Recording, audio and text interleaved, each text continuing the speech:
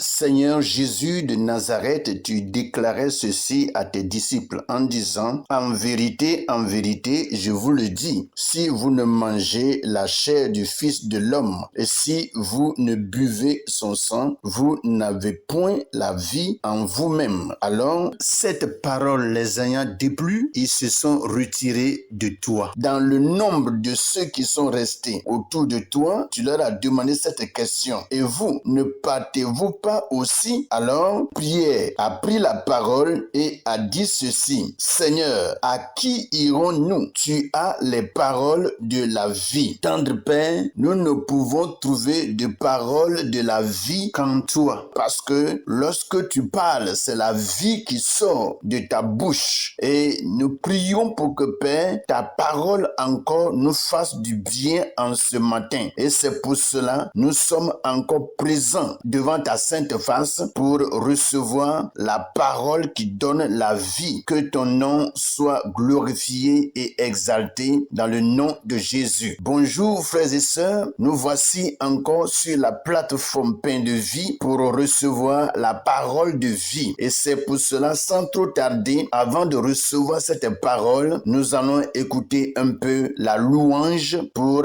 rafraîchir notre esprit et semer la joie dans notre cœur. Soyez bénis et c'est parti.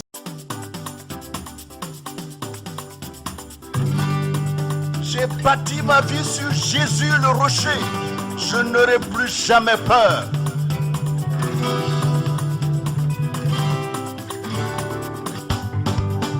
J'ai bâti sur le rocher. Quand viendra la tempête, ma maison résistera. Ma maison est en Jésus. J'ai bâti sur le rocher. Quand viendra la tempête, ma maison résistera. Ma maison est en Jésus. Oh, j'ai bâti sur le rocher. Quand viendra la tempête, ma maison résistera. Ma maison est en Jésus. La pluie et le vent souffleront. Satan se déchaînera. Mais ma maison est en Jésus. Je n'aurai jamais peur. La pluie et le vent souffleront. Satan se déchaînera. Mais ma maison est en Jésus. Je n'aurai jamais peur.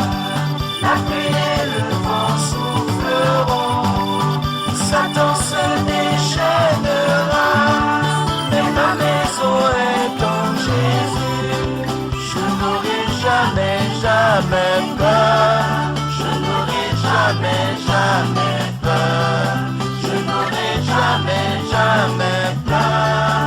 Je n'aurai jamais peur. Je n'aurai jamais peur. Bonjour frères et sœurs, que la paix et la grâce du Seigneur reposent sur la vie de chacun d'entre nous. Je bénis le Seigneur qui a pu soutenir chacun d'entre nous durant toute la nuit jusqu'en ce matin. Dieu a veillé sur chacun en déléguant ses saints anges autour de nous pour assumer toute la sécurité sur la vie de chacun. Que son nom soit célébré et glorifié. Après que nous ayons écouté la louange, nous allons sans trop tarder passer à la parole de Dieu pour la méditation de ce matin. Et c'est pour cela, j'invite tout un chacun à prendre la Bible dans le livre de Ecclésiaste chapitre 4 à partir du verset 10 au verset 12. Et je lis dans la version Louis II. Il est écrit, car s'il tombe l'un l'un relève son compagnon, mais malheur à celui qui est seul et qui tombe sans avoir un second pour le relever. De même, si deux couchent ensemble, ils auront chaud, mais celui qui est seul, comment aura-t-il chaud? Et si quelqu'un est plus fort qu'un seul, les deux peuvent lui résister, et la corde à 3 fils ne se rompt pas facilement. Voici ce que Louis II nous dit. Nous allons rapidement partir vers la version français courant et nous allons lire le même passage, Ecclésiaste chapitre 4 à partir du verset 10 au verset 12. Il est écrit: si l'un d'eux tombe, l'autre le relève. Par contre, celui qui est seul est bien à plaindre, car s'il tombe, il n'a personne pour le relever. Lorsqu'on peut dormir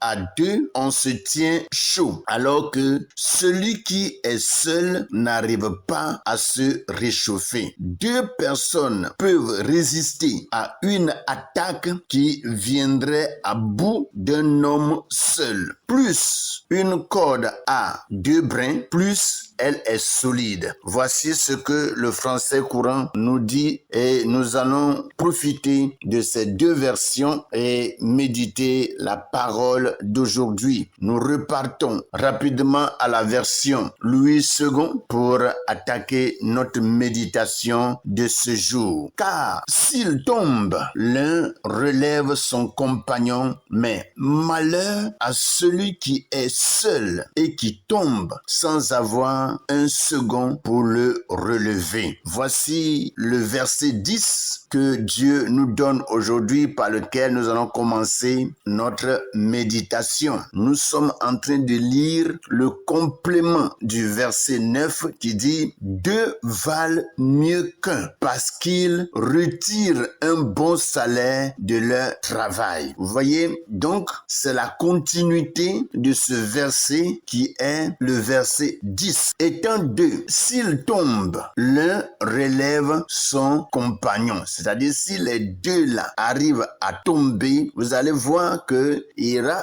un dans les deux qui sont tombés, qui va quand même avoir un peu de force, qui va se lever et qui va secourir son second. Et c'est pour cela il est dit, car s'il tombe, donc ici, on ne parle pas seulement d'un qui tombe, mais on parle de deux. Donc si les deux là tombent, il y a un au milieu d'eux qui va se relever et qui va secourir son compagnon. Vous voyez? Donc, même lorsque nous voyons Jésus avec ses disciples, quand il envoyait vraiment ses disciples à l'évangélisation, il les envoyait 2 à 2. C'est pour dire qu'il n'est pas en réalité normal de vivre seul dans ce monde. Si tu vis seul, tu auras des complications pour vivre parce que dans la vie, tout peut arriver.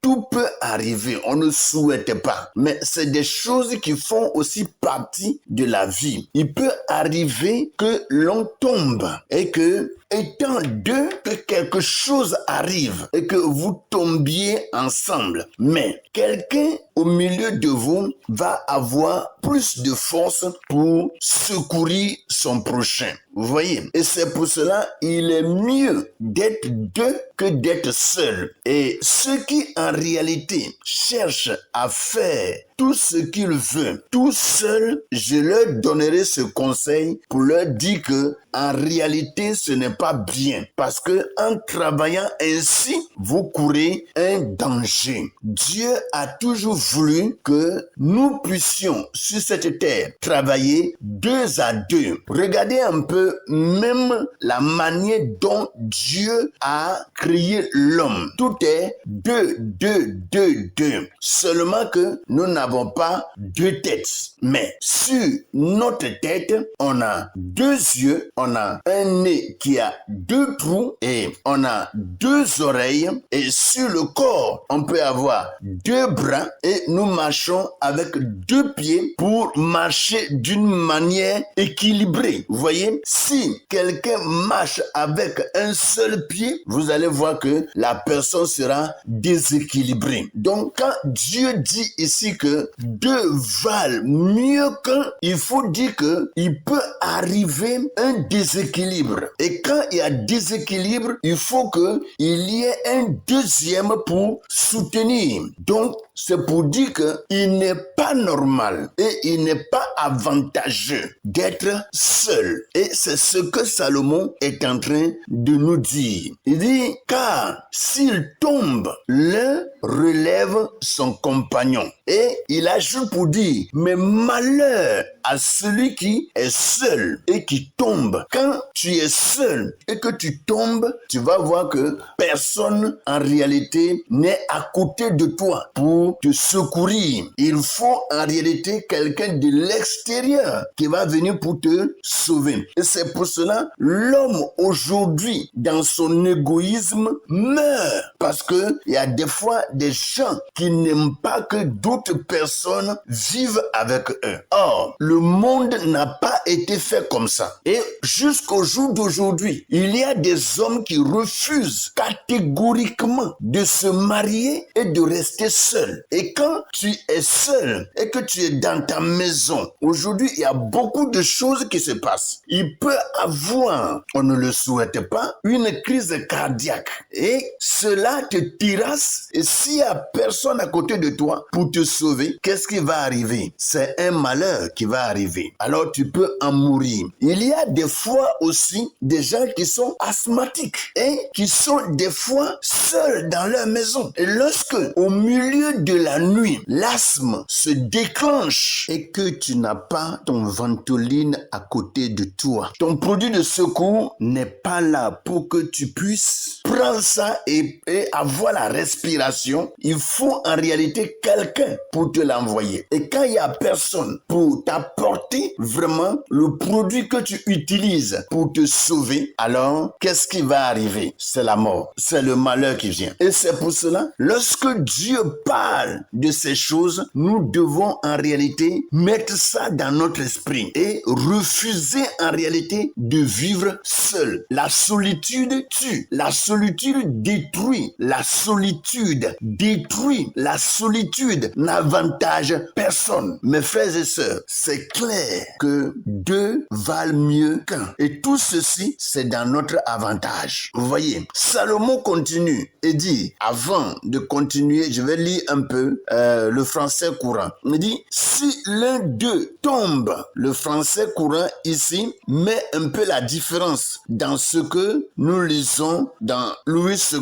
Il dit, si l'un d'eux tombe, l'autre le relève. Par contre, celui qui est seul est bien à plaindre, car s'il tombe, il n'a personne pour le relever. S'il tombe, il n'a personne. Il n'y a pas de secours. Et Salomon continue en disant, de même, si 2 couchent ensemble, ils auront chaud. Mais celui qui est seul, comment aura-t-il chaud? Mes frères, il y a en réalité des temps de froid, des temps d'hiver. Vous voyez, des temps où il fait très froid. Et lorsqu'il fait froid, l'homme a besoin de la chaleur. Et si tu n'as pas les éléments nécessaires pour produire de la chaleur, si tu n'as pas de chauffage dans ta maison pour te chauffer, qui va te chauffer? Vous voyez, l'homme a été constitué d'une manière à chauffer son frère, à chauffer sa sœur. Et c'est comme ça que Dieu nous a créés. Et la Bible dit très bien, il dit de même, si 2 couchent ensemble, ils auront chaud. Mais celui qui est seul, comment aura-t-il chaud? Oui, c'est clair. Donc, c'est pour dire qu'il n'est pas en réalité normal que vraiment nous soyons solitaires et que nous restons seuls. Cela n'est pas du tout bien. Vous voyez? Et Salomon continue en disant ceci, et si quelqu'un est plus fort qu'un seul. Les deux peuvent lui résister. Et la corde à 3 fils ne se rompt pas facilement. Vous voyez? Donc, Salomon compare la force d'un fil à 3 cordes à la force que 2 personnes peuvent avoir. Si il y a quelqu'un vraiment qui est plus fort que l'un d'entre eux pour abattre un d'entre eux, pendant qu'ils sont à 2, ils peuvent terrasser ce dernier-là qui se dit fort. Est-ce que vous voyez? Donc, il faut en réalité que nous allons ensemble pour que la vie que Dieu nous donne soit une vie meilleure, une vie qui vraiment nous avantage. Lorsqu'on peut dormir à 2, on se tient chaud, alors que celui qui est seul n'arrive pas à se réchauffer. Celui qui est seul ne peut pas se réchauffer. Celui qui est seul, il va avoir froid jusqu'à trembler et ses mâchoires vont taper. Mes frères et sœurs, la chose est claire. Il est dit, 2 personnes peuvent résister à une attaque qui viendrait à bout d'un homme seul. Vous voyez, il y a des gens qui sont très forts, des gens qui ont de la force. Un seul homme très fort. Aujourd'hui, je prends l'exemple des loubards. Quand je parle des loubards, on parle des gens qui soulèvent des poids et qui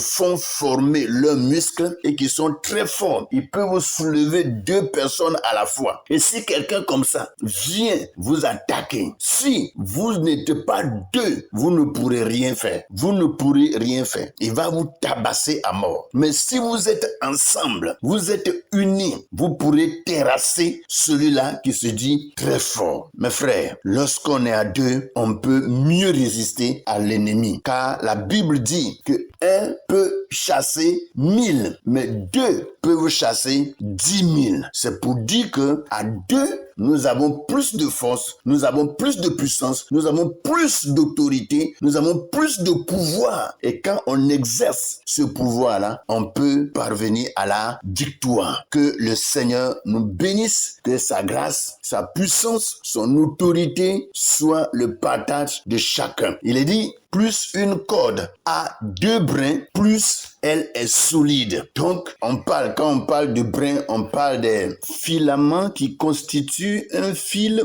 ou une corde. C'est pour cela qu'on parle de brins. Donc, mes frères et sœurs, voici ce que la Bible nous dit. Que le Seigneur nous bénisse et que sa grâce repose sur la vie de chacun d'entre nous au nom de Jésus. Continuons à plonger nos regards dans ses paroles et que le Seigneur bénisse chacun d'entre nous au nom de Jésus. Amen.